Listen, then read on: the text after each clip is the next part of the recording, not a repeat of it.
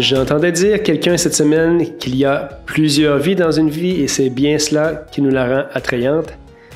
Ça m'a fait penser à notre invité, Éric Giasson. Donc cette semaine aux machines, le yogi de Wall Street, nul autre que Éric Giasson. Bonjour et bienvenue aux machines, je m'appelle Maxime Tardif. Depuis quelques semaines, on voit un grand engouement pour ce qui est en train de se créer ici aux machines. Je ne peux donc pas passer ça sous silence. Si le show grandit, c'est grâce à vous, à vos appuis, à vos commentaires, au fait que vous partagez l'émission avec vos amis. Merci à tous d'avoir pris 10 secondes de votre temps pour aimer notre page Facebook, laisser un 5 étoiles sur iTunes et vous inscrire sur YouTube. Ce sont les petits gestes comme ça qui peuvent nous sembler anodins, mais qui aident énormément à faire connaître le show et à inspirer le plus de gens possible. Donc, pour ceux pour qui ce n'est pas encore fait, vous pouvez le faire tout de suite. Vous n'avez qu'à cliquer sur la petite description, suivant le podcast ou sur YouTube, et descendre vers le lien comme un petit pourboire qui ne vous coûte rien et qui nous aide énormément. Cette semaine, nous avons le grand plaisir d'avoir avec nous Éric Giasson. Éric est un gars qui a monté les échelons de Wall Street tout en vivant dans le grand luxe. Tout cela lui a coûté quand même assez cher, plus cher qu'il pensait en fait. Il a donc fait le point dans sa vie pour ultimement retrouver le bonheur.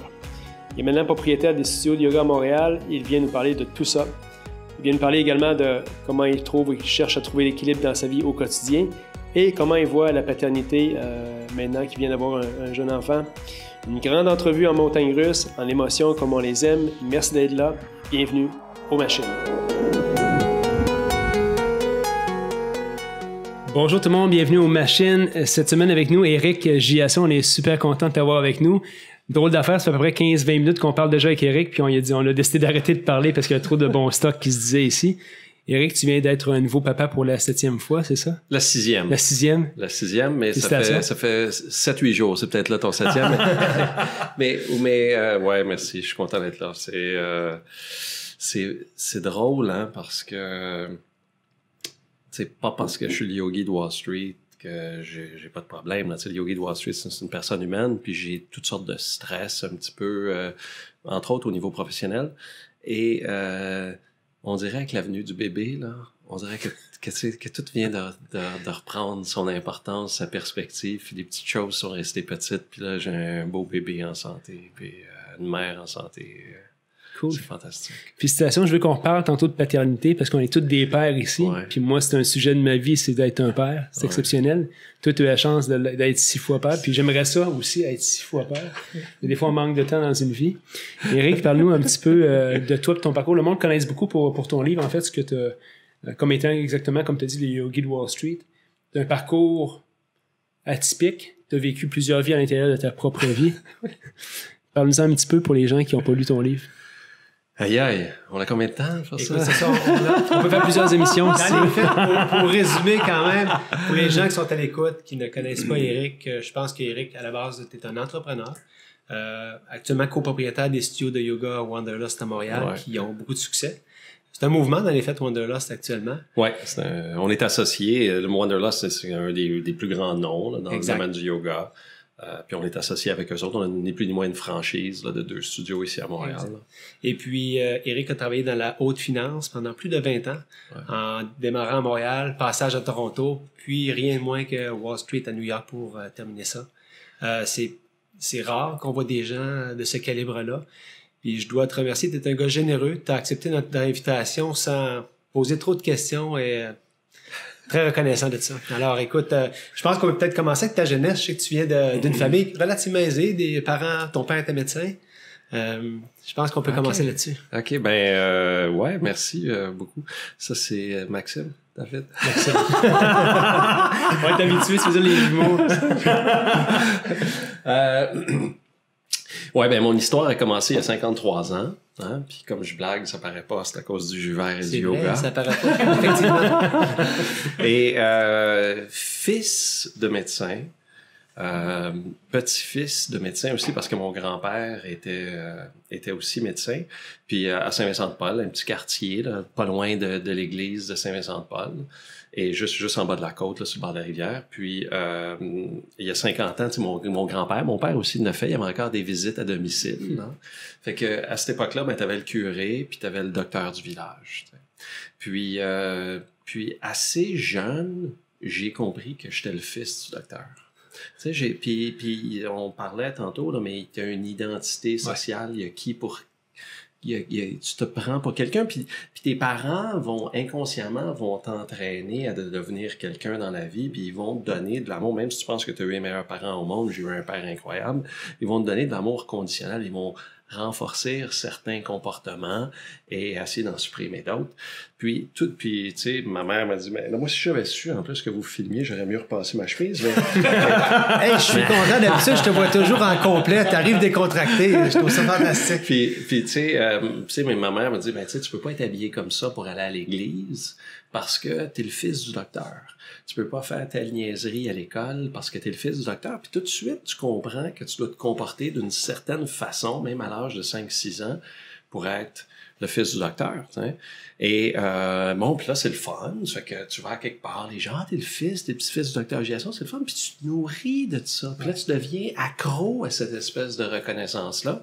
Puis là, tu essaies de la reproduire de d'autres façons. Ça fait que je deviens président de la classe. Corps arrière au football. Puis tu fais aucune de ces deux affaires-là parce que tu as vraiment une mission, parce que tu as vraiment quelque chose à faire, mais tu les fais parce que tu reçois de la reconnaissance. Si t'es président, mon père est content, le monde est content, puis le corps arrière au football, en plus, il sort avec les belles filles, tu sais. Fait que ça, c'est le fun. Puis tu sors pas nécessairement avec la belle fille parce que t'aurais aimé ça, mais tu le fais parce que tes chums auraient aimé ça sortir avec. Ça fait que tu reçois de la reconnaissance. Et... bon, là, ça se poursuit. Là, je travaille bouncer dans le plus gros bar à Montréal à l'époque, chez Swan. Et, tu sais, moi, je suis pas un batailleur, je suis un doux, le yogi en moi n'a jamais été là, mais tu sais, il y avait 1500 personnes qui venaient là par soir, puis tu fais pas ça nécessairement, encore une fois, parce que j'avais quelque chose à offrir, mais parce que c'était cool d'être le bouncer chez Swan. Puis quand il vient le temps de travailler, ben ça me prend une job à l'image de qui je pense que je suis, puis tu vas pas me donner une petite job dans un bureau. J'avais un de mes amis qui était trader pour la Banque nationale, puis il me parlait de ça, là. Il recevait des appels du Japon le soir, puis les marchés bougeaient, puis il achetait, puis il vendait des millions, puis le président de la banque venait sur le trading floor. Je disais, wow, moi, c'est quelque chose comme ça que ça me prend. T'sais. Et bon, puis là, c'est le fun. Tu sais, dans ce temps-là, on avait des téléphones cellulaires gros de même. Tu sais, le téléphone cellulaire sonnait le soir. C'était le Japon qui appelait, moshi, by 100, accroche. Et, mais Montréal, c'est une banlieue. Dans le domaine de la finance, puis tu as tout le temps l'impression que, que ceux que tu connais pas, ils ont tout le temps de l'air plus heureux qu'ils ne le sont vraiment, puis ceux qui sont à New York, ceux qui se promènent en Porsche, en Mercedes, qui sont... Quand tu vas dans l'avion, tu regardes les gens en première classe, tu les regardes, tu sais, puis inconsciemment, tu les idéalises et tu penses qu'ils ont de l'air plus heureux que toi, là, tu sais, puis tu as tout le temps l'impression que les autres ont un meilleur modèle de vie que le tien. Ça fait que je me mets à idéaliser, évidemment, ceux qui travaillent à Londres et à New York, puis je me retrouve à 28 ans à travailler chez Morgan Stanley à New York sur le pupitre des obligations canadiennes. Et à cette époque-là, chez Morgan Stanley, là, c'est la démesure absolue. Je pense que le loup de Wall Street, ça a été comme en 91, là, ça, en 89, 90, 91, puis ça, c'était en 93. Mais lui, il était dans une bucket shop, là, qu'on appelle, là, tu sais, dans Morgan Stanley, c'est plus l'habit bleu, la chemise blanche, puis les gens qui viennent de Harvard et ainsi de suite, là. Mais quand même, c'était la démesure absolue. Déjà à cette époque-là, aller manger au restaurant avec des courtiers, dépenser 5-10 000 $, là, puis la limousine qui te suit partout, qui te traîne, qui t'amène. J'ai 28 ans, je viens d'arriver chez Morgan Stanley, je m'en allais à Londres. Et la secrétaire vient me voir, puis elle dit « Tu t'en vas à Londres? » Elle dit « Qu'est-ce que t'aimes mieux, première classe ou le Concorde? » Non, mais tu me niaises. Faut-tu vraiment que je réponde à cette question-là? Fait que je vais prendre un Concorde, tu sais. Et le Concorde, là, ça coûtait 15 000 US il y a 25 ans, pour que je chauffe 3 heures, là, moi, là, tu sais. Et là, elle me dit, où est-ce que tu veux demeurer, tu sais? C'est vraiment une question. J'étais jamais allé à Londres. Non, j'étais allé une fois pour la Banque nationale, mais je connaissais plus ou moins les hôtels de luxe, mais je savais que la reine allait prendre le thé au Savoy, tu sais. Fait que j'ai dit, je peux-tu rester au Savoy? C'est pas de problème. ça, c'est bon. Ça, je la compte pas souvent dans mes conférences. Je la compte jamais, en vérité. Puis là, mais moi, j'étais un petit coon, tu sais. Je veux dire, j'étais habitué d'aller en voyage à Punta Cana, puis tout ça. Ça fait que là, je m'en vais 2 semaines pour le bureau de Morgan Stanley à Londres. j'ai ma vieille carte de crédit de la Banque nationale avec 2000 de limite dessus. Puis je me suis amené des suits et des jeans. T'sais. Puis fait que là, je rentre au Savoy, je mets mes bagages. Puis là, tu sais, quand tu arrives dans un hôtel en voyage, je vais aller au bar, là, tu sais, on va voir qu'est-ce qui se passe. Et je descends au bar, puis là, le portier ou je sais pas qui dit « Ça, jeans are not allowed in this hotel. » En tout cas, tu sais, puis fait que t'apprends à fumer des gros cigares, boire des grosses bouteilles de vin, puis aller avec le rôle, là, tu sais, puis devenir un tough guy. Et 2 ans plus tard, on ouvre le bureau de Toronto. Mon patron quitte, je me retrouve en charge du bond desk. Puis là, tu sais, j'ai 31 ans, je reste sur le bord du golfe de Fairway Hill, qui est dans un domaine Fairway Hill, sur le bord du golfe de Glen Abbey à Oakville. Le Canadian Open s'est joué là longtemps. Puis c'est comme un terrain de golf hyper prestigieux. Puis ma maison, c'est pas une maison, c'est une mansion, 5000 pieds carrés. Fait que j'ai 31 ans. J'ai 4 beaux enfants, une belle femme, je suis head bond trader chez Morgan Stanley, je vis dans une mansion, tu sais. Puis là, on dirait que ma vie match mon modèle de comment ma vie devrait être, là. Puis tout le monde te regarde, puis tout le monde te dit « Aïe, aïe, Eric, tu vas être vraiment heureux, tu sais. » Moi, je suis pas heureux pantoute. Je suis pas bien. Puis j'ai peur. J'ai ni un peu l'impression d'être un imposteur. Je me souviens d'avoir dit dans un souper, tu sais, quelqu'un me dit « Wow, hey, c'est fantastique. » T'as vu, j'ai dit, j'ai l'impression que je loue ma vie. J'ai l'impression que c'est pas vraiment ma vie. Tu sais, j'ai l'impression que je la loue. Et puis, oui, j'ai ça, mais qu'elle ne m'appartient pas vraiment. Puis j'ai cette insécurité-là qui m'habite. On a eu 4 enfants en 5 ans. La 4e est née la journée du 5e anniversaire de la plus vieille. Fait qu'on a eu des enfants à tous les années et demie, back à back. Puis dans ce temps-là, moi, j'étais en charge du desk. Il n'y avait pas vraiment quelqu'un qui faisait les obligations canadiennes à Tokyo puis à Londres. Il y avait juste comme le gars des Treasuries qui s'en occupait. Ça fait que quand il y avait un gros client qui voulait acheter ou vendre des obligations canadiennes, il nous appelait. Fait que je commençais à travailler le dimanche à 7h30 le soir. Le dimanche à 7h30 le soir, je prenais le téléphone, j'appelais Tokyo. « Hey, moi, comment ça va? OK, bon, voici, telle affaire. » Je raccrochais avant de me coucher à 10h30, je rappelais Tokyo. Puis là, j'allais me coucher. Puis là, à minuit, le téléphone sonne. Yuji qui m'appelle. Puis il dit, Japanese Post Office, they want to buy 100 million 10-year bond. What do you want? OK, fait que là, je dis, OK, offre-y là, tu sais. Fait que je me recouche. Le téléphone sonne à 1h. It's Yuji. Puis tu sais, l'expression « Are you still there? » Ça veut dire, si t'as offert une obligation à 100, « Are you still there? » Tu sais, « Are you still there? What do you mean, Yuji? I'm still in my bed. » Je suis encore là, certain. Fait que là, j'y vends les obligations que j'ai pas, tu sais. Puis je fais ça parce que c'est ton rôle de mainteneur de marché. Fait que ça s'appelle une vente à découvert. Ça fait que je vends 100 millions d'obligations à un immense gros client international, Japanese Post Office, que j'ai pas. Puis là, je dors pas bien, je suis inquiet, tout ça, puis le marché est pas liquide au Japon. À 3h du matin, Londres ouvre, j'appelle Londres, puis là, je lui demande où ils sont rendus où mes 10 ans, tu sais, puis là, ils ont monté. Ça fait que je m'aperçois que non seulement ils n'ont acheté 100 millions de moi, mais ils n'ont peut-être acheté 100 millions de 10 autres gars, ils ont peut-être acheté 1 milliard, puis tout le monde court après. Fait que là, je me retrouve avec une perte de 3, 4, 500 000 $. Je suis pas capable de dormir, je rentre dans mon auto, puis je rentre au bureau à 4 heures. T'sais. Fait que ça, c'était comme ma vie, t'sais. Et à tous les jours, puis là, j'arrivais le soir à la maison, donne le bain aux enfants, sèche les cheveux, tout ça. Puis là, à un moment donné, je dis à ma femme, tu sais, mais je dis, mais c'est quoi cette espèce de vie-là, là, tu sais? Puis nous autres, on avait... on était des parents dans un avion qui on s'en allait pas dans la même direction, là, pour prendre ton expression de tantôt, mais on se parlait pas, on fonctionnait. Puis et pourtant moi je l'aimais, puis j'aurais pu l'aimer vraiment longtemps, la mère de mes filles, mais enfin. Mais puis là j'ai dit, mais c'est quoi ce vie-là, là, tu sais, qu'est-ce qui se passe, je lui demande quand est-ce qu'on va vivre la vie? Et elle me dit, quand Lexi, qui venait de naître, qui était la plus jeune, elle dit, quand Lexi va aller à l'école, là, dis-moi, je vais pouvoir relaxer, je vais pouvoir peut-être travailler, faire d'autres choses, puis là, on va commencer à vivre la vie. Fait que consciemment ou inconsciemment, on vient de faire un pacte que pour les 5 prochaines années, on va survivre. Puis on va faire semblant qu'on n'a pas de besoin, puis que tout va bien, puis on a une belle maison, belle femme, des beaux enfants, bel job, des voyages, ci, ça. Mais pas connecté, pas nourri, dans la survie. T'sais. Fait que, bon, puis là, je suis allé voir un psychologue. Là, j'y explique ça au psychologue. Tu avais quel âge à ce moment-là? J'ai 32 ans. 32 ans, puis j'ai déménagé à 33. Là, fait que j'allais voir un psychologue à Toronto, et lui a compris assez rapidement que j'étais en prison. T'sais. Puis il me regarde, puis ouais, puis il saisit ça vraiment. Là.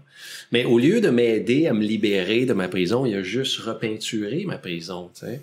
Puis, ça doit être parce que tu es à Toronto, ça doit être parce que tu es chez Morgan Stanley, ça doit être parce que tu es chez un courtier. Ça fait que là, j'essaie de tout changer ça. Ça fait que là, on quitte Toronto. Là, j'étais chez un courtier, chez un vendeur, puis là, je me retrouve du côté acheteur. Ça fait que là, je vais dans un gestionnaire de portefeuille. Et puis, on revient à Montréal, tu sais. Fait que j'ai juste repeinturé. Puis c'est ça, souvent, le problème, c'est qu'on attribue nos problèmes, le fait qu'on n'est pas nourri à la vie, à des choses à l'extérieur de nous autres. C'est la faute de quelqu'un, c'est la faute de quelque chose. C'est ça. Ou on s'apitoie sur son sort. Tu sais, je suis rien qu'un pourri, je suis pas bon là-dedans. Puis on s'enlève complètement le pouvoir, le contrôle d'être nourri par la vie. Fait que, là, tu sais, le fils du médecin est pas loin. Ça fait que là, je reviens à Montréal. Puis là, je dis à tout le monde, tu sais, là, je vais prendre ça relax. Moi, j'ai downgradé mon salaire comme de 75%. Je vais prendre ça relax. Je vais être un gestionnaire. Je vais être plus près de mes enfants. Ci, ça. Puis finalement, chasser le naturel, il reviendra au galop. Et là, la firme pour laquelle je travaillais merge avec une autre. Les deux présidents se font mettre dehors par le board. Je me retrouve numéro 2 de cette firme-là, chef des placements. Puis pour aller à l'image avec qui je pense que je suis, je veux devenir le deuxième plus gros actionnaire, le président, puis ensuite moi. Ça fait que là, je prends tout mon cash que j'ai économisé à Wall Street et à Bay Street. Et j'emprunte en plus 3 fois plus qu'1 million de dollars. Puis ça, c'est au tournant de 2000. Fait que Nortel valait comme 140 $. Là, je sais pas c'est quoi l'euro à cette époque-là. Puis c'était juste avant le crash des dot-com. Et fait qu'en quelques mois, les deux présidents venaient de partir, on a perdu plein de clients. Les marchés ont baissé de 30-35%. La valeur au livre de ce que je venais d'acheter avait chuté d'environ 80-85%. Et donc, j'avais perdu tout le cash que j'avais fait à Wall Street et à Bay Street. Et les dettes étaient restées là, eux autres. Puis, ça fait que j'étais techniquement en faillite, ruiné. On était chanceux parce que la banque était un peu pognée, ça fait qu'elle n'a pas tiré sa plug. On avait un partenaire financier aussi. Et le président de la compagnie a fait une bonne job aussi. Il a essayé de nous garder focusés sur ce qu'on avait le pouvoir, ce qu'on avait le contrôle et voir le bon côté de tout ça. Tu sais. En 2001, j'ai eu le cancer. Puis c'est là que j'ai commencé à courir. C'est là que j'ai commencé à courir. Et non. Oui.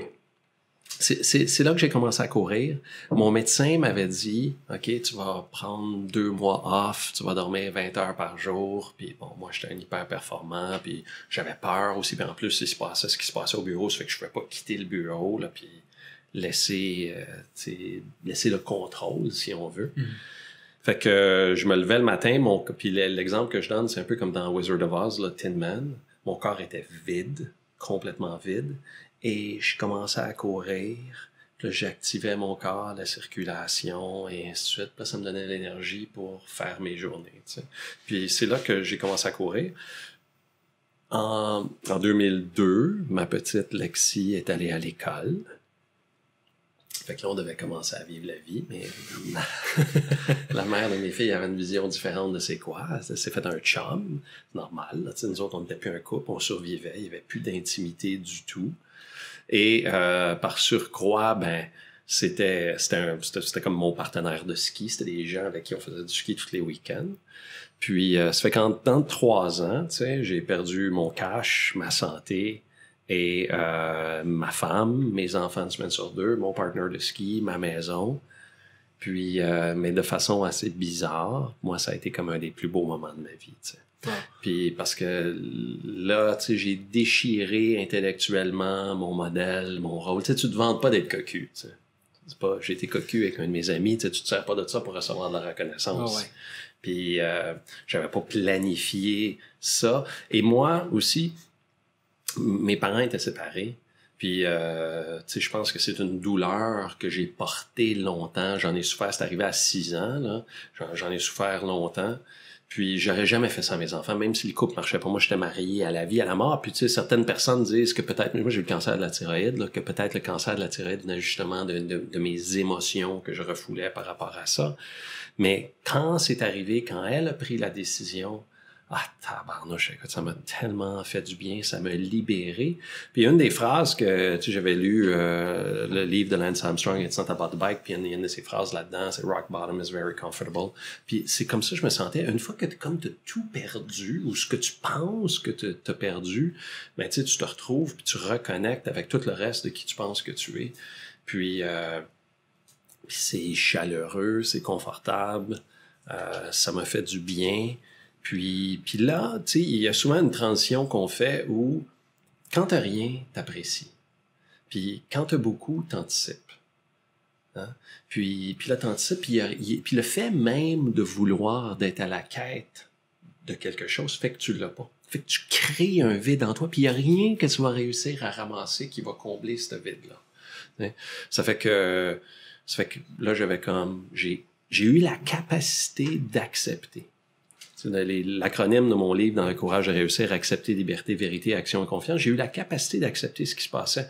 Puis une des raisons pourquoi j'ai eu la capacité de l'accepter, puis ça, je pense, c'est ça qui est le fun. C'est pour ça que tu me remercies d'être ici, mais j'aime ça être ici parce que en parler, c'est de la thérapie pour moi. Ça me permet de comprendre. Puis à chaque fois, je comprends comme un peu des nouvelles affaires quand j'en parle, mais quand j'étais à l'hôpital, OK, il y a 2 choses que je me suis aperçu.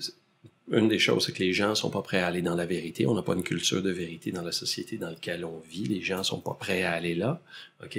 Puis il existe comme 2 dimensions. Là. Bonjour, comment vas-tu? Très cher, je vais très bien dans la mesure où tu fais semblant que moi aussi je vais très bien, tu sais.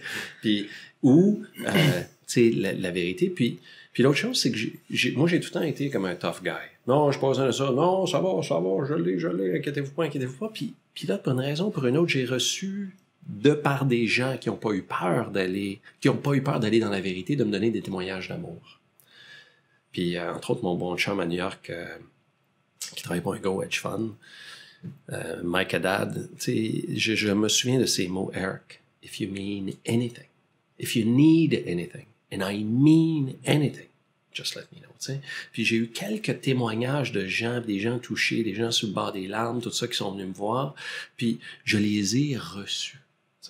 Et j'ai compris que malgré le fait que j'étais cassé, j'avais le cancer, puis que mon mariage, je n'étais pas encore séparé, mais qui s'en allait dans un déboire, que je méritais d'être aimé au-delà de mes bébelles, du rôle ou de l'image ou de mes actifs. Puis dans cet amour-là, j'ai eu le courage d'accepter la situation. J'ai eu le courage de me libérer aussi de l'image du fils du docteur que la vie, tu sais, que je suis un mini super-héros puis que tout le temps ça va bien. Et puis aussi l'autre chose, c'est que ça, je sais pas si j'en ai parlé là, plus ou moins dans le livre, mais j'ai écrit 60 000 mots, le livre était résumé à 35 000, mais enfin, j'ai eu 2 phases spirituelles avant ça. T'sais. Puis mes grands-parents, mon grand-père, le médecin, était très, très religieux. Eux autres, il y avait une chapelle en haut. Puis quand j'avais l'âge de 10 ans, je me promenais avec le scapulaire, puis toutes les médailles, puis je voulais être un curé, tu sais. Puis je recevais de la reconnaissance comme ça, là. Tu sais, j'avais plein de médailles, puis tout. Puis à l'âge de 20 ans, j'ai découvert Wayne Dyer, Vos zones erronées, j'ai découvert Kyle Gibran. C'est un bon livre. Ouais. Puis, tu sais, arrêter d'avoir peur de la peur. Et Kyle Gibran, tu sais, moi, le rôle immense qu'il a joué dans ma vie, c'est vos enfants, c'est pas vos enfants, c'est les enfants de la vie. Puis ta job, c'est d'être un archer. Tu sais. Et dans les conférences, je me fais demander souvent comment tes enfants ils ont réagi à tout ça. Mais une des relations qui a 0 changé puis qui a même approfondi, tu sais, c'est ma relation avec mes enfants parce que ça, je l'avais compris. Puis donc, ce que je veux dire, c'est que mon cœur était pas loin, mon côté spirituel était pas loin, le yogi dans moi était pas loin. Puis quand ma crise est arrivée, puis à l'hôpital, quand j'étais malade, puis je voyais les gens qui étaient pas capables d'aller dans la vérité. Je voyais les gens qui étaient à côté de moi, qui étaient malades, les gens qui venaient les visiter, puis qui étaient pas capables. Là, tu sais, le monde venait me voir, puis il me disait, Eric, ils vont te vendre de l'assurance vie, inquiète-toi pas. Puis là, il sortait de la chambre, il appelait mon père. Mon père était médecin, puis il disait, je viens de voir Eric, il n'a pas l'air bien pantoute, tu penses qu'il va passer à travers, tu sais. Dans un des moments les plus importants de la vie d'une personne, parce que la mort, ça fait partie de la vie, les gens sont pas capables d'aller là. Puis j'ai eu envie d'aller dans la vérité. Fait que là, j'ai tout de suite à l'hôpital, là, je parlais avec le personnel hospitalier, je parlais avec les malades, tout ça. J'ai eu envie comme de connecter à ce niveau-là. Puis c'est là que je me suis mis à méditer, à me familiariser avec le bouddhisme. Fait que t'arrêtes de tirer sur la vie pour qu'elle rentre dans ton modèle, t'arrêtes de tirer sur la vie pour recevoir la reconnaissance, puis en plus, une pratique de pleine conscience, de spiritualité. Fait que là, j'ai eu la force, la passion de me rebâtir à tous les niveaux, tu sais. Et fait que quand je me suis séparé, moi, je me suis dit, quand même, on va faire un marathon, tu sais. Fait que j'avais choisi un marathon en Italie, on va faire un voyage, je vais faire un voyage, puis là-dedans, j'ai décidé de commencer à faire des triathlons aussi. Mais bon, des marathons, des triathlons, c'est le fun, mais Ironman, tu reçois plus de reconnaissance, tu sais. Puis à un moment donné, une fois que j'ai commencé à rebâtir ma vie, puis là, j'ai eu la force, la passion, l'intelligence, la conscience de rebâtir la compagnie à tous les niveaux, faire les bons moves, moi comme gestionnaire, j'ai acheté un paquet de stock à part de ça au bas. J'ai fait des bons placements, je me suis refait une santé, je me suis refait une blonde avec qui j'étais follement amoureux jusqu'à la prochaine crise. Puis, fait que là, je reste connecté à ma spiritualité, à ma passion. Puis, à un moment donné où je me suis mis à avoir, ben là, au lieu d'apprécier, je me suis mis à anticiper, tu sais. Puis là, j'ai comme une vie de rêve. Vraiment, j'ai mes enfants une semaine sur 2, je m'entraîne, je voyage, j'ai une superbe fille sharp dans ma vie, j'ai fait du cash au bout. On est 2 derniers étages du 1250 René Lévesque. Je gère ni plus ni moins 50% des actifs, 50% de la firme se rapporte à moi. J'adore ça, tu sais. Mais mon chum, là, lui, là, qui m'a dit « Eric, if you need anything », lui, il est payé 10 fois plus que moi à New York, tu sais. Puis au lieu d'apprécier ce que j'ai, ben j'envie ce qu'il y a, tu sais. Puis dans cette envie-là, ça se passe dans ta tête. Quand tu es dans ta tête, tu coupes ton cœur. Dans ta tête, scientifiquement, à ruminer, à douter, à juger, t'amènes toute cette énergie-là négative dans toi. Tu te vides d'un neurotransmetteur qui s'appelle sérotonine, qui est un antidépresseur naturel. C'est ça qui donne quand tu es en dépression. Puis après ça, ben, quand il t'arrive des défis, des épreuves, ben, t'es vide émotionnellement puis t'es sujet à tomber en dépression. Anyway, ça fait que là, je l'ai plus ou moins admis avant, mais je suis sur le bord de la dépression pendant que je travaille là. Puis là, la seule chose sur laquelle je focus, c'est oui, vous me payez tant, mais tant, c'est 10 fois moins que ce que je vaux. Puis là, moi, je suis pogné à travailler avec vous autres, gang de paysans. Puis je deviens un vrai poison pour ceux qui m'entourent, même ma blonde et ainsi de suite. Puis là, ouais, c'est ça, là, je l'ai pas dit, mais on a tout rebâti, la compagnie. Fait que là, j'ai tout refait le cash, et plus, et plus. Et puis au lieu d'apprécier ça, ben là, je suis dans le manque. Et fait que j'ai ni plus ni moins un... Là, ils me disent, Eric, là, toi, t'es vraiment important pour la compagnie, mais on n'est plus capable de travailler avec toi. T'sais. Fait que tu continues à gérer tes fonds. Il augmente ma paye peut-être du simple au double ou quelque chose comme ça, mais on veut plus que tu sois sur le comité de gestion, puis on veut plus que tu sois responsable de d'autres gestionnaires. Fait que tu fais juste gérer tes fonds, on te paye encore plus, puis tu gères ta petite équipe. Ça fait que c'est un congédiement déguisé, même si le payout était vraiment intéressant.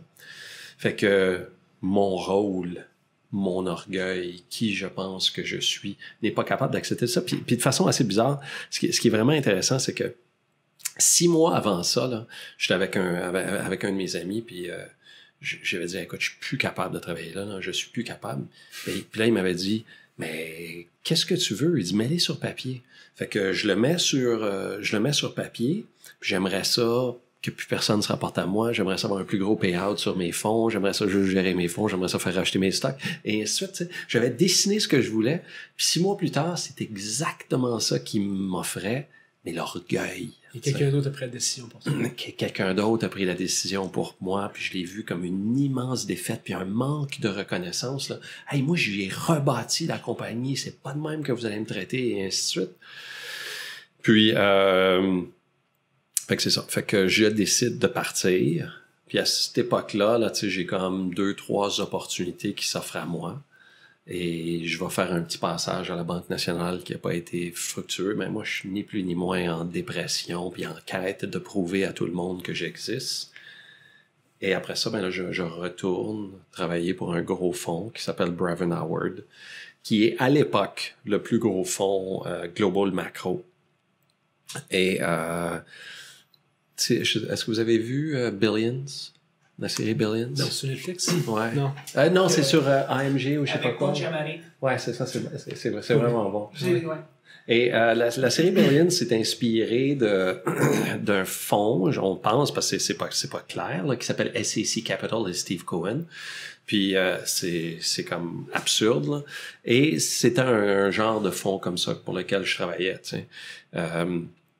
Le gars qui avait ma job pour le bureau de Londres, Chris Rucos, j'ai ouvert son fonds il y a 2 ans. Là. Il est parti avec 1,5 milliard, puis c'était son cash. T'sais. Et Chris Rucos était payé 150 millions par année. L'average payout, je pense, des gars alentour de moi était 15, 20, je sais pas. Là. Fait que là, moi, finalement, là, la vie matchait mon modèle. Finalement, là, j'avais chaussures à mon pied. Finalement, j'étais pour me retrouver dans une position pour être vraiment le fils du médecin, pour recevoir toute la reconnaissance, puis pour pouvoir m'exprimer.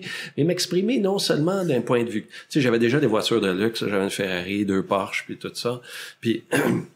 Mais j'ai toujours été aussi un tough guy dans les marchés. Tu sais, dans les marchés, là, le marché faisait ça, mettons, toc, toc, toc, toc, toc. Moi, je décidais, là, moi, je vais le baisser, le marché. J'aimais ça, prendre cet espace-là.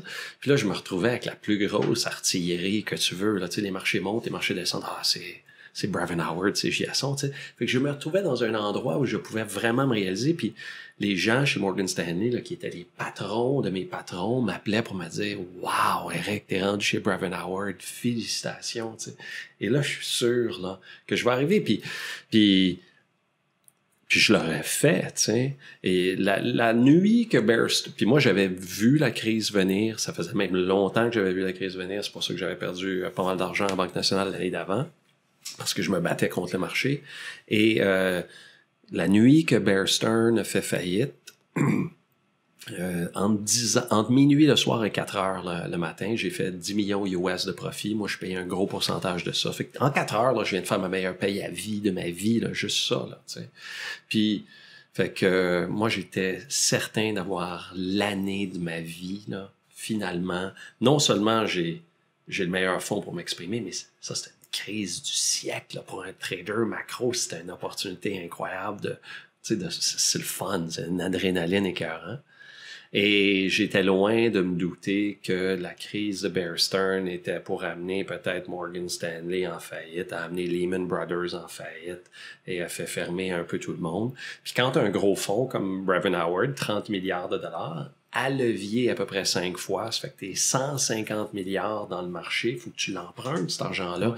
Et s'il n'y a plus personne pour te l'emprunter, ben à ce moment-là, il faut que tu diminues. Puis Alan Howard, lui, il trade son staff comme il trade des bonds, fait qu'il a décidé de ni plus ni moins fermer le bureau de New York, me mettre dehors. Et puis, tu sais, en même temps que Bear Stearns, Lehman, 500 000 personnes perdaient leur job. Puis là, OK, là, la spiritualité est loin. Parce que là, j'étais dans ma tête.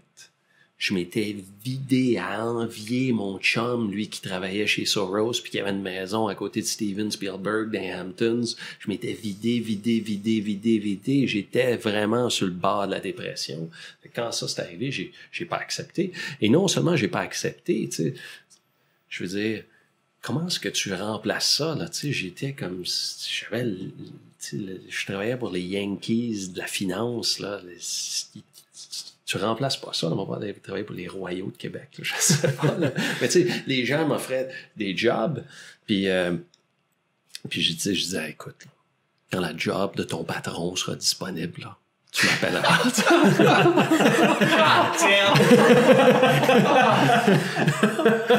C'est lourd.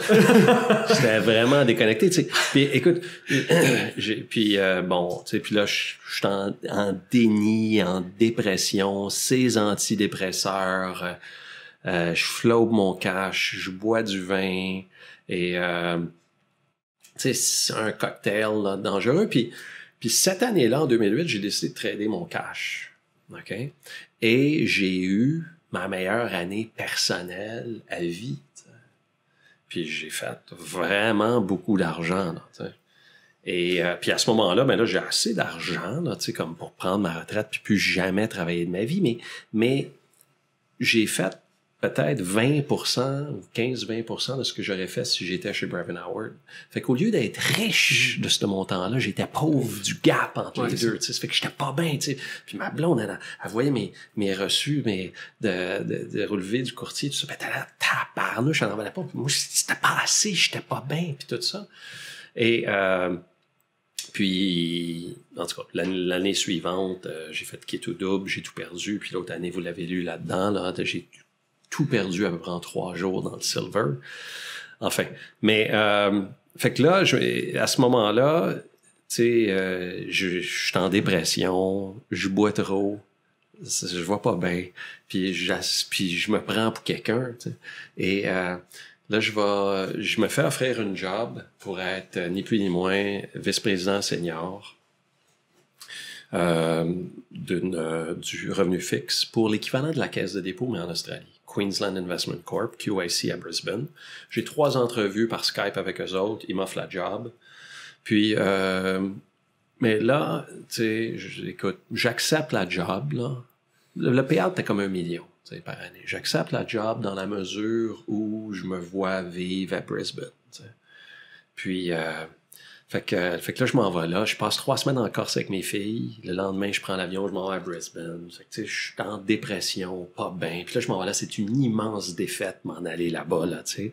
Et fait que là, je me revois, là, tu sais, puis c'est une salle de trading room, là, vraiment classe, là, avec des trucs de meeting, avec des verres, tout high-tech. Puis Brisbane, c'est une nouvelle ville, un petit peu, là, puis tout est classe. Les gens sont super fins, là, parce que moi, je suis la vedette comme de Brevin Howard, puis là, moi, j'arrive en dépression.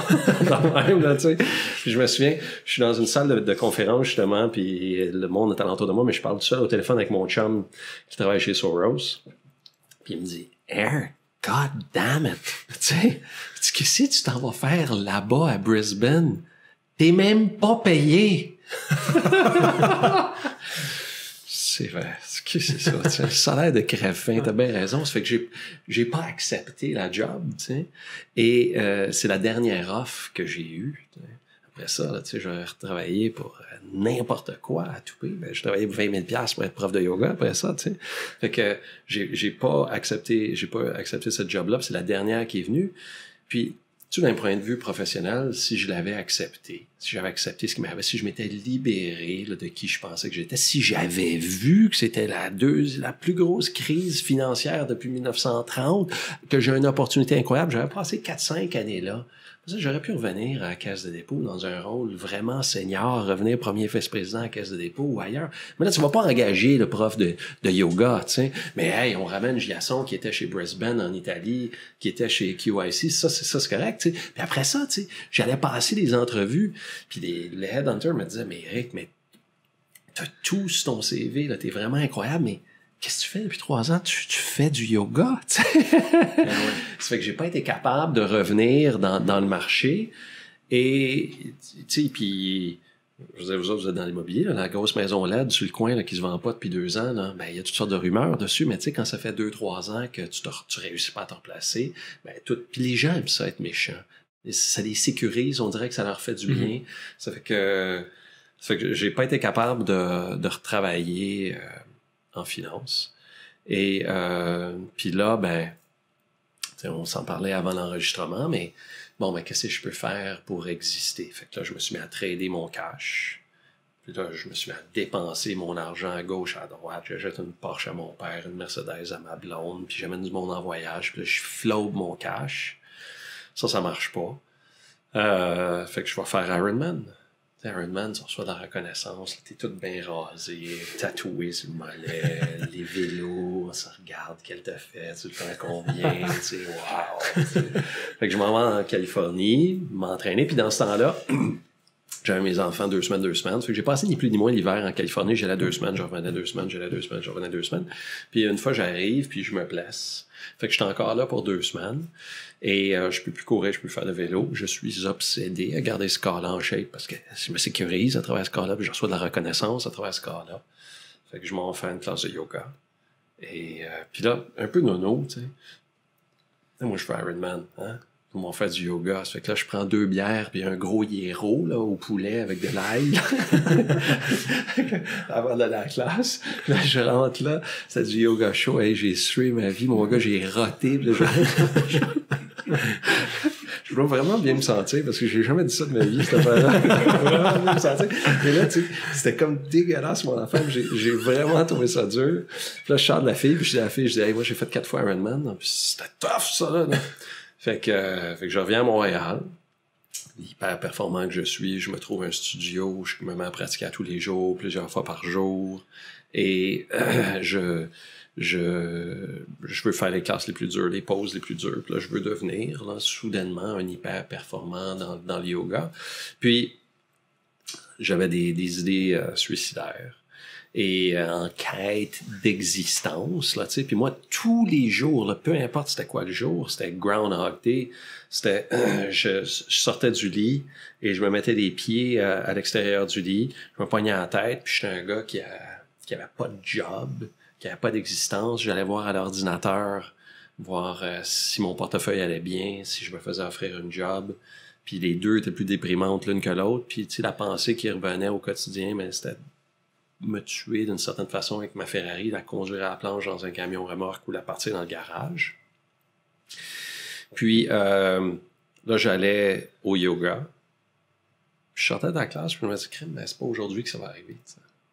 Puis il y a un endroit dans toi qui comprend ce que tu as vraiment besoin. Puis je retournais là tous les jours. Et la pratique spirituelle, pleine conscience, méditation, yoga ou haute forme, te rapproche de ton cœur. Et puis il y a scientifiquement un effet là, sur la densité de matière grise dans ton hippocampe qui permet l'introspection, qui permet de voir que tu existes à l'extérieur, à l'intérieur de qui tu penses que tu es, au-delà de qui tu penses que tu es, te permet d'avoir des émotions près du cœur, la compassion, la gratitude, l'appréciation, la bienveillance, et même quand les conditions sont pas favorables.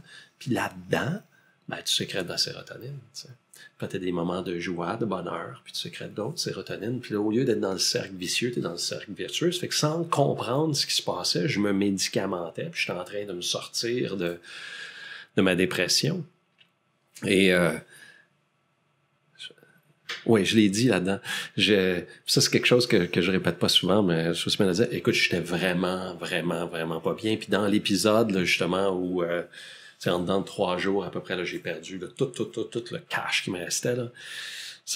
J'avais tellement mal en dedans de moi. Là, c'est comme, tu vois ça dans les films, là, le gars qui perd tout comme un slot machine ou quelque chose. Là.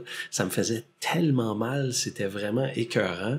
Puis là, il y a une de mes amies qui me dit, écoute, ma mère a fait des traitements Reiki, des Mayennes massage, quelque chose comme ça. Là, tu sais. Bon, il me semble que j'ai besoin de ça, moi. Là. Et donc là, je vais la voir. Puis là, elle me dit, écoute, elle dit, je vais mettre mes mains sur toi. Là. Puis elle dit, ce qui va sortir de moi, c'est les émotions que je vais sentir dans toi. Ça fait que moi, je suis ni plus ni moins. Elle me dit, je suis ni plus ni moins le transmetteur. Ça fait que vous avez le choix de croire ou ça à pas, là, mais c'est vraiment arrivé. Et puis tu sais, moi, j'étais headband trader chez Morgan Stanley. Là. Ça fait que c'est vraiment arrivé. Fait que là, elle me met la main, je me souviens plus si c'est la tête ou au cœur au début, là, OK? Mais elle me met la main, mettons, alentour de la gorge ou sa tête ou quelque chose comme ça. Puis là, pendant 15 minutes, là, elle vomit. OK? Puis elle a un linge, là. Puis là, elle se lève le cœur et elle vomit. Puis elle n'en peut plus. Elle s'essuie, elle vomit, elle s'essuie, elle vomit. C'est génial. Non, mais c'est capoté. Je vois l'image. Puis là, après ça, elle met... Tu sais, elle avait peut-être les mains sur l'estomac à ce moment-là. Puis après ça, elle met les mains sur le cœur. Puis les 45 minutes du traitement après, et là, elle pleure. sa vie. J'ai jamais vu quelqu'un pleurer de même, tu sais. Puis, elle pleure pendant 45 minutes, puis là, on est sorti de là, la femme était épuisée. Tu sais, Eric, si t'as besoin de te faire traiter ton enfant, ça marche pas ton enfant, tu sais. Puis je pense qu'elle avait vraiment senti, là, tu sais, le mal en moi. Anyway, tout ça pour dire que je me suis guéri sur le tapis de yoga. Puis, jusqu'à un moment donné où je me mets à regarder, puis je me dis, Kim, c'est une business qui marche, le yoga, c'est le fun. Puis là, je me dis, ben, je pourrais devenir propriétaire du studio de yoga. Il me restait, peut-être pas tout à fait perdu encore, là, tu sais, il me restait encore un peu de cash. Puis, tu sais, quand tu vas au restaurant, là, le propriétaire arrive, t'es avec ta blonde. C'est le propriétaire. Il est beau, il est grand, il est petit. On s'en fout, c'est le propriétaire, il a un aura. Tu sais. Ça fait que moi, je suis le propriétaire du studio de yoga, je parquerais ma Porsche en face, puis je serais le propriétaire. Puis là, mais là, on me fait comprendre que je voulais acheter une franchise. Puis là, la fille, elle me fait comprendre, hey, t'as l'air bien fin, t'as l'air un bon gars, mais tu pratiques tout ça, mais pour être propriétaire, il faut que tu sois professeur. Non, mais j'ai pas été entraîné par mes parents, le fils du docteur, pour devenir prof de yoga. Là, c'est comme le rôle du loser dans la société, là, le gars qui se promène dans la gougoune, en bicycle à pédale, des jeans troués, puis qui n'est pas capable de payer son 3,5. Tu sais. Puis là, je refuse de faire mon training. Puis à peu près 1 an plus tard, comme j'ai aucune autre possibilité d'exister, okay, je décide de faire ma formation de professeur. Et puis je me souviens, ce soir-là, j'étais à table, j'étais à l'ordinateur, j'ai un immense verre de vin rouge, là, complètement rempli. Là. Puis j'étais en train de remplir l'application pour devenir professeur. Je me ferme les yeux, puis je me dis, hey, je peux pas croire que je suis en train de faire ça. Et fait que je fais mon application, puis une fois dans une conférence, j'ai dit, c'est comme si je venais de signer mon arrêt de mort. Et c'est précisément ce qui est arrivé. J'ai signé l'arrêt de mort de qui je pensais que j'étais. Fait que là imagine, tu sais, je faisais 1 heure de yoga par jour, puis j'étais plus suicidaire. Fait que là, 1 mois intensif, 12-13 heures de yoga par jour, avec du monde qui sécrète de la sérotonine, les éléphants roses, les papillons, les arcs-en-ciel, je t'aime, tu m'aimes, on se fait des câlins, la vie est belle, là, tu sais. Elle l'a libéré de ma tête. Uniquement dans mon cœur. My God, ça faisait du bien. Je voulais plus retourner dans cet endroit-là. Là, tu sais.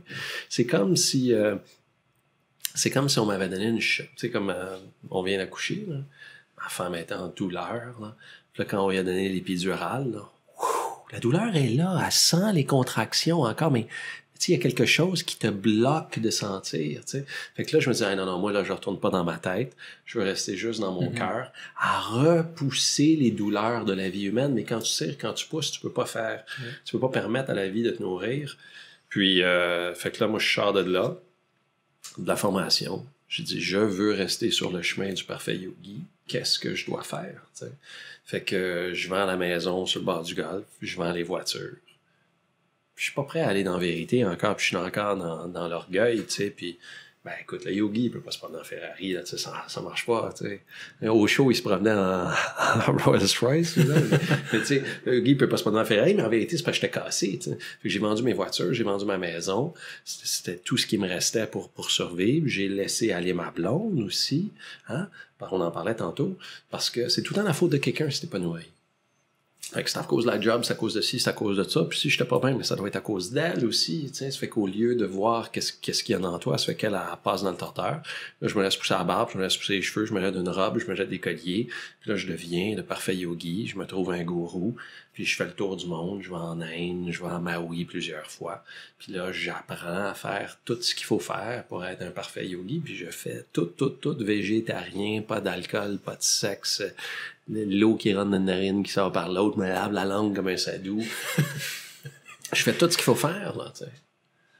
Puis là, je me souviens, une fois, j'étais à Maui avec Ram Dass, qui est, si tu veux, mon gourou. Puis c'est la 2e fois que je le rencontrais. J'avais été chanceux à passer 1 heure tout seul avec lui dans sa maison. puis il se souvenait de moi, tout ça. Puis là, j'étais à côté, puis là, je pleure, tu sais. Puis j'explique, tu sais, écoute, Ram Dass, là, moi, j'ai essayé ça, là, d'être juste dans mon cœur, tu sais. ça marche pas non plus, mais au moins j'avais une pratique spirituelle, je méditais et je faisais le yoga tous les jours, puis j'essayais de cultiver du bon, mais tu sais, là, j'étais comme dans un endroit où parle-moi pas de me trouver un job, parle-moi pas de mon portefeuille, parle-moi pas de me trouver une blonde, parle-moi pas de réintégrer la société, là, tu sais.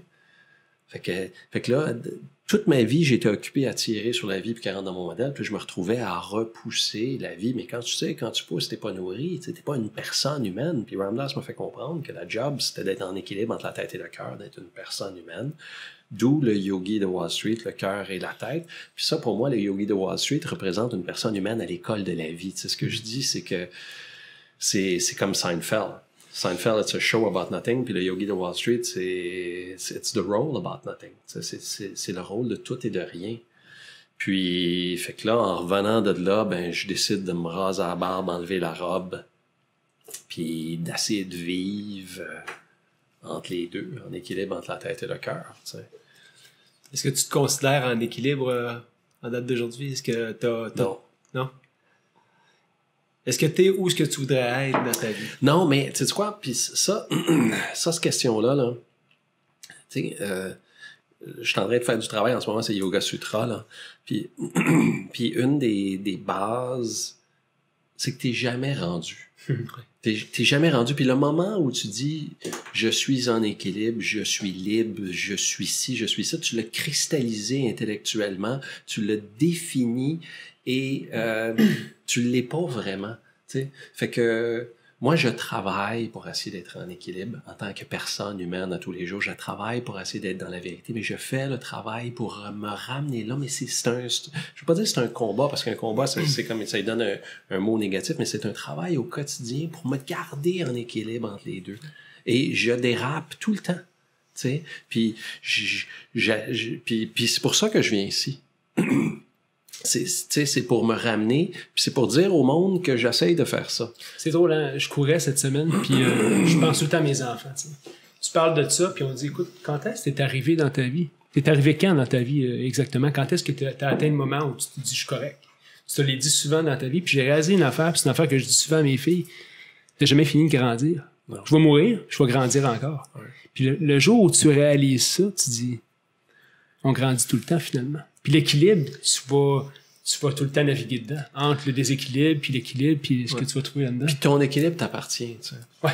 Puis ton équilibre t'appartient et ce que tu as à offrir t'appartient, tu sais. Puis je veux dire, vous autres, vous êtes dans l'immobilier, vous faites ça, vous faites Ironman, vous avez des familles, puis si tu as beaucoup à donner, si tu es très talentueux, et si tu le fais parce que tu combles des besoins au-delà de toi et tu es nourri dans le processus, puis ça t'amène dans l'hyper-performance, c'est ton équilibre.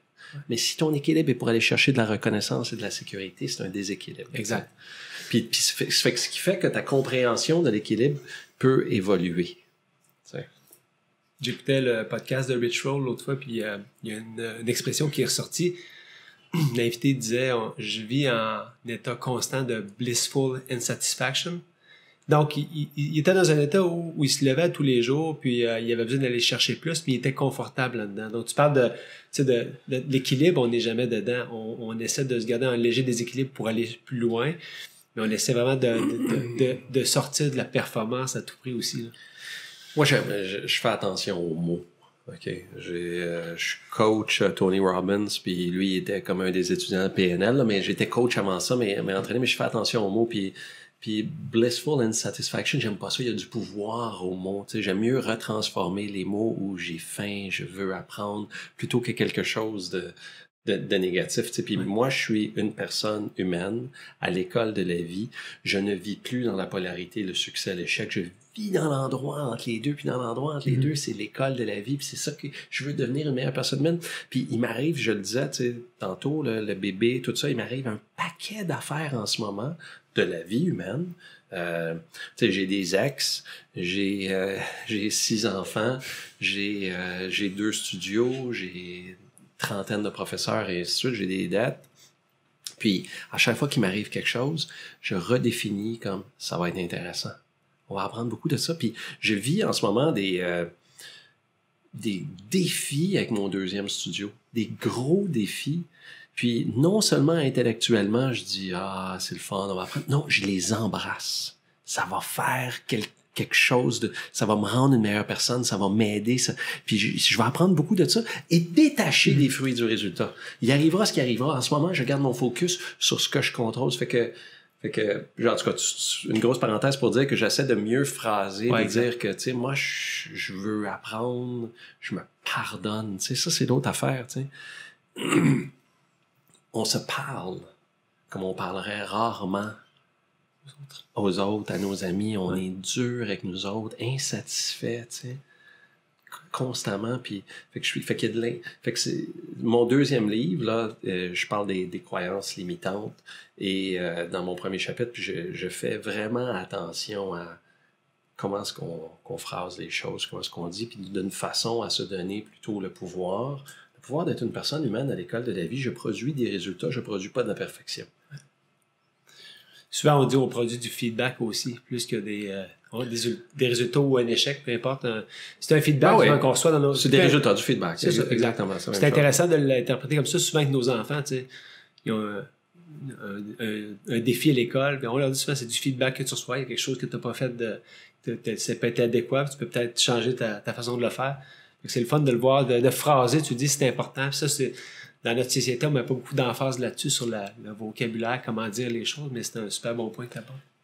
Mais ça, c'est fou, là, la pression qu'on met sur les enfants dans la société aujourd'hui, puis surtout avec les médias sociaux, tu sais. Et, je veux dire, puis tu sais, des hyper performants Ironman qui travaillent, qui font ci, qui font ça, sans s'en rendre compte, sans leur mettre de la pression. On met une pression inconsciente à nos enfants, tu sais. Puis il faut faire attention à ça, évidemment. Là. Est-ce que le fils du médecin est encore là? Ben écoute, mon père est là. Ça fait que mon père est là et mais la quête de reconnaissance,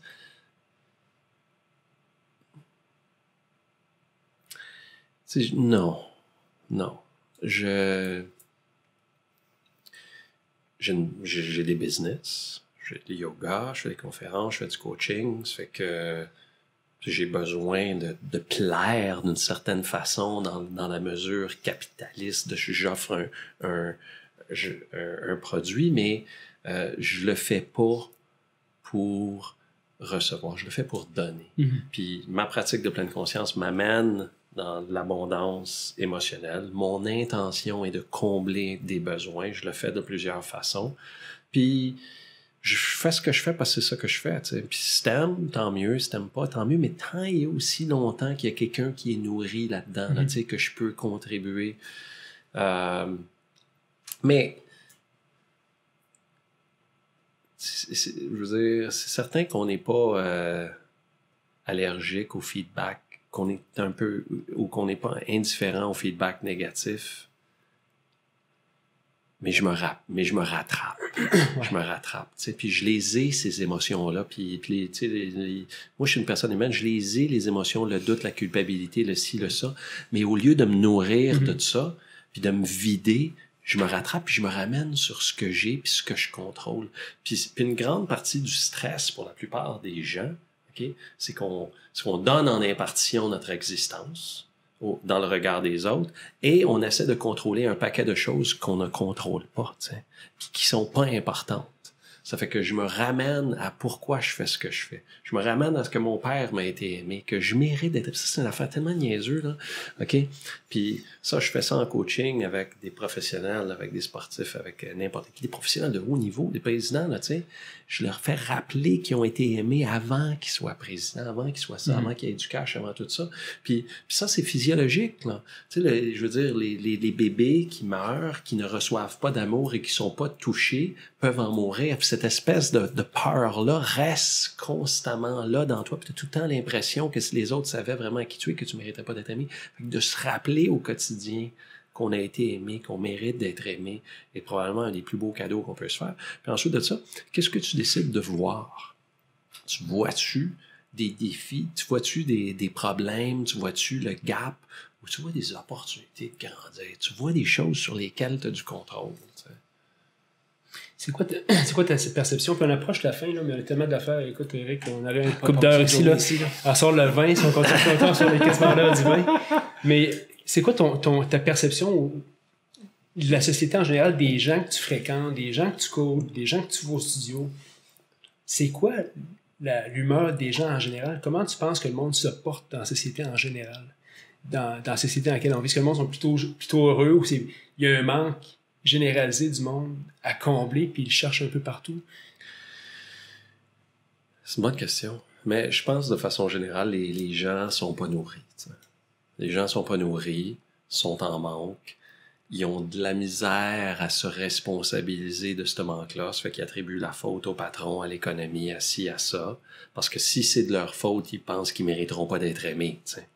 Fait que... Mais il y a une compréhension de ça.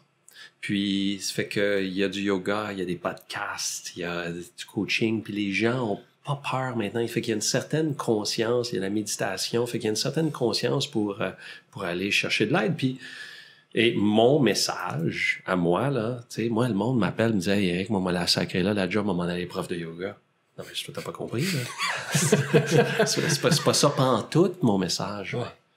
T'sais? Puis le yoga, c'est absolument inutile, là. C'est secondaire, tout c'est ta voix à toi.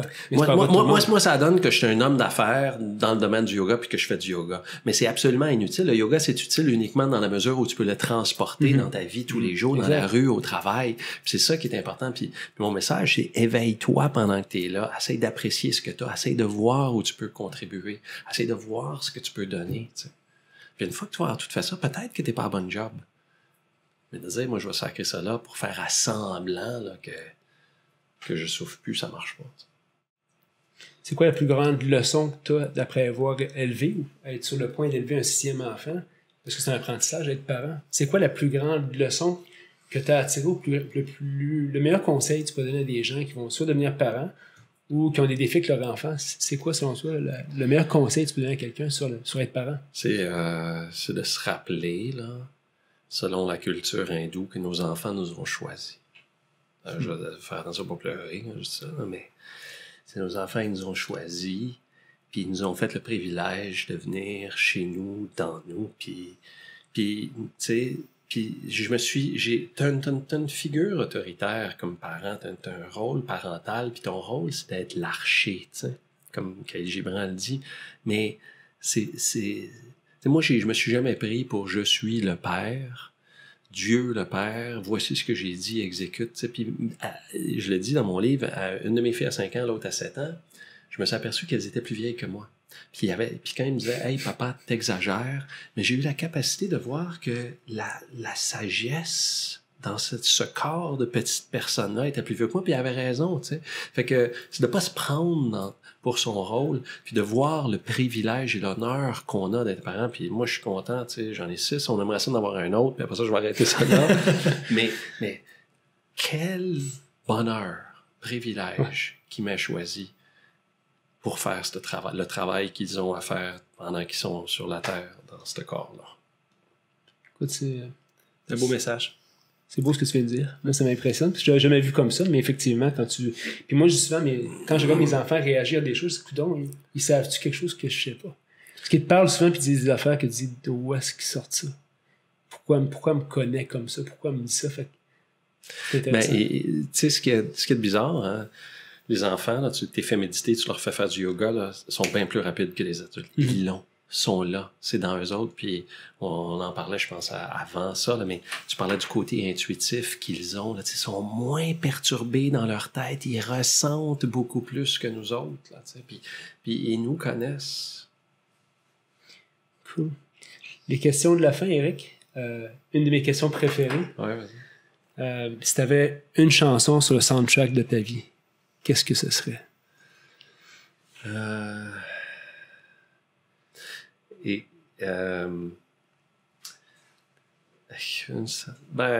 Wow, c'est une tough, ça. Mais, écoute, j'en ai plusieurs. Mais une, j'en ai deux, mettons, la Society de... C'est ça, elle est du Tu peux le trouver, Chuck. du film Into the Wild. Et Pearl Jam. C'est Eddie Non. Vedder. Pas Eddie Vedder. Eddie Vedder. C'est ça. Eddie Vedder. Ou Le Petit Roi de Jean-Pierre Ferland. Là. Ben, j'ai ouvert ma fenêtre à sa pleine grandeur et je n'ai pas eu peur. Je me suis comme un champ de blé au ciel de mai. Là. C'est comme l'éveil pour moi. Là. Lui, il l'avait fait en fumant un joint de pote. Là, mais moi, c'était plutôt en sortant de ma tête. Ouais. Cool. Si tu avais un livre à recommander, tantôt tu as donné des noms de livres qui étaient exceptionnels que j'ai lus aussi. Si tu avais un livre à conseiller ou que tu pourrais donner au plus grand nombre de personnes possible, ce serait quoi ce livre-là? Ben, moi, c'est Ram Dass qui m'a aidé à comprendre beaucoup de choses. Be Here Now. Définitivement. Non, cool. David, des questions pour finir? Non, écoute... j'ai beaucoup aimé Le Moine qui a vendu sa Ferrari. Oui. Robin Sharma. Ouais, je trouve vraiment que c'est un beau livre. Oui, exactement. Ouais. C'est... Facile. C'était inspiré de toi? Ouais, tu sais, mais moi, c'est le premier livre que j'ai lu. C'est le premier livre spirituel que j'ai lu après les autres. Quand j'ai perdu ma job, on dirait que je le savais que j'étais pour la perdre la Ferrari, c'est que j'ai acheté ce livre-là, tu sais. Puis, après avoir passé une heure avec toi, on se rend compte que tu as une popularité sur les réseaux sociaux, dans tes studios de yoga. Tu es un gars qui est généreux, qui a beaucoup à apporter. Où on peut te suivre sur les médias sociaux? À quel endroit qu'on peut te connecter avec toi? Ouais, merci, c'est gentil. Ben, j'ai un site, ericgiasson.com. Je suis sur LinkedIn, évidemment. Et j'ai une page Facebook professionnelle, Éric Giasson conférencier. Puis, je fais du coaching, des conférences. Est-ce que tu as des événements qui s'en viennent bientôt dans la région de Montréal où les gens pourraient aller rencontrer ou... J'en ai beaucoup, mais la plupart, c'est des conférences privées. Okay. Donc, ils ont juste à connecter avec toi puis ils vont avoir accès à... Quand j'en fais des publics, je les mets habituellement sur LinkedIn ou sur mon Facebook. Puis d'ailleurs, je pense que les studios, pour les gens qui sont non initiés au yoga, c'est quand même quelque chose d'intimidant. Je pense que vous avez des promotions au studio pendant un mois. Je pense ouais, t'es gentil. Non, mais c'est le fun parce que je trouve que c'est... Tu sais, ces pratiques-là... C'est intimidant. C'est intimidant, mais tu les amènes avec toi. Ouais. Et ça, c'est un bon point. Mon associé, c'est Geneviève Guérard. Et l'ancienne danseuse et puis la juge là, à l'émission aussi. Puis nous autres, on voulait du yoga pour le vrai monde. Puis une des affaires que Geneviève me dit, là, elle dit moi, je changerais pas mon nom pour Saraswati, OK? fait que c'est du yoga pour le vrai monde avec de la musique, des DJ. On fait des événements, des fois avec de l'alcool après. T'sais, mes étudiants sont à mon image, là, ils prennent du vin avec leur steak. Et ça fait qu'il n'y a pas de fausse prison. Puis ce qu'on veut, c'est que ça soit un endroit pour se reconnecter. Puis après ça, tu vis ta spiritualité comme t'en as envie, où ça t'amène, mais on veut justement pas que ça soit intimidant. Cool. On veut que ça soit accueillant. Eric, en tout cas, merci. Moi, je suis fasciné à chaque fois que les gens viennent ici parce que tellement... Des fois, j'ai une couple d'heures à m'en remettre après parce que tout ce qui se dit ici... Ça m'imprègne beaucoup, j'apprends beaucoup, mais ce que tu as dit aujourd'hui, c'était fascinant, ça m'a marqué. Fait que je te remercie d'être venu. Merci de l'invitation, les gars, c'est le fun. Ouais. Puis j'espère que les gens vont être aussi marqués puis vont garder ça en mémoire parce qu'il y a des belles leçons de vie là-dedans. Fait que merci de partager ça avec nous autres. Namasté. Merci. Merci.